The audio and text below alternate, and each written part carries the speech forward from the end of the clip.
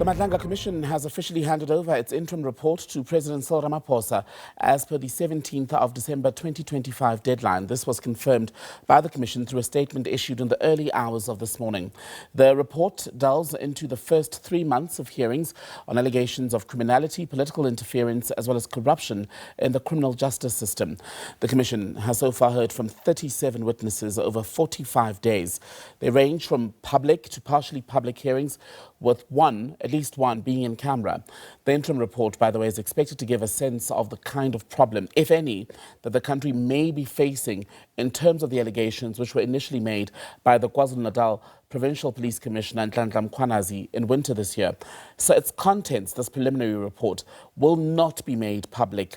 Spokesperson for the President, Vincent Magwenya, says that President Ramaphosa will study the contents. President Ramaphosa will study the interim report while the Commission, which is in recess, prepares to hear further testimony from new witnesses or persons who have previously testified.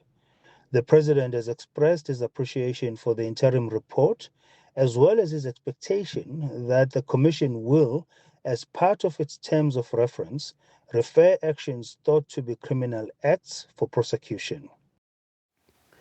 All right, let's stay with this story and speak to security strategist and retired Interpol ambassador Andy Mashaile. Very good evening to you, Mr. Mashaile, and thank you so much for your time. Firstly, let's start with the purpose of an interim report. And according to the terms of reference, right, if there are any recommendations, for example, for action, can the president wait?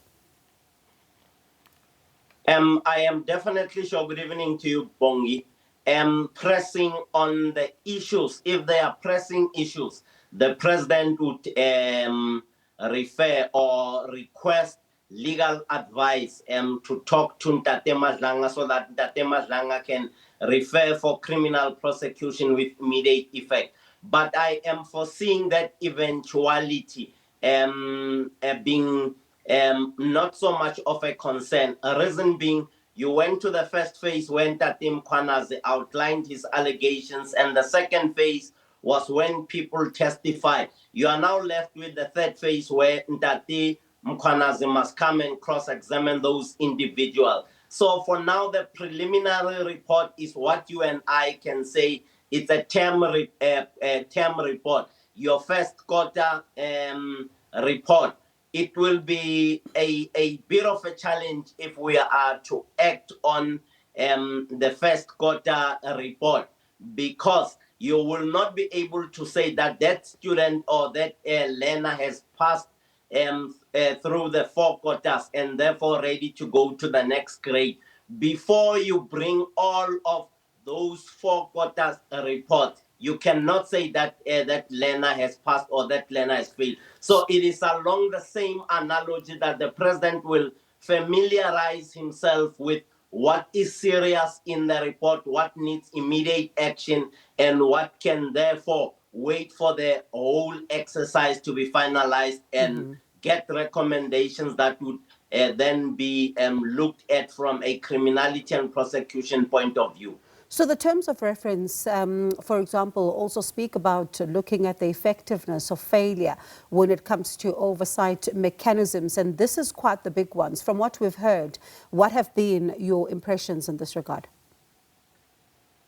We have seen, Bongi, we have seen the ad hoc committee unfolding the weaknesses of the system of oversight from their responsibility as reporting to Parliament.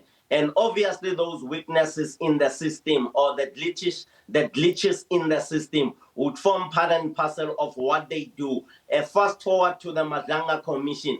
All those issues that have been raised in the sittings of the Madlanga Commission, including testimony that was led in camera, would inform the president, as well as those who are tasked with ensuring that the criminality and corruption in the quarters that have been identified by General Ntantam Mkhwanazi are then looked at Bongiwe in a way and manner that would alleviate immediate challenges, and also on the flip side of the coin, and not acting before you have familiarized yourself with the contents of what you would have wanted to learn from the commission as established to look at criminality and corruption in the criminal justice class.